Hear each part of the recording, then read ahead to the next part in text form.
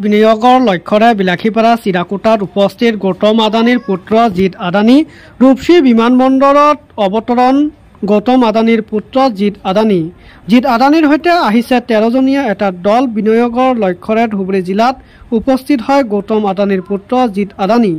ধুবুৰীত তাপবিদ্যুৎ প্ৰকল্পৰ পৰ্যবেক্ষণ কৰাৰ বাবে ধুবুৰী, চিৰাকুটা আৰু কোকৰাঝাৰ জিলাৰ বাঁশবাৰী অঞ্চলত উপস্থিত হয় দলটোৱে। উপস্থিত হৈ দলটোৱে পৰ্যবেক্ষণ কৰে বুলি জানিব পৰা গৈছে।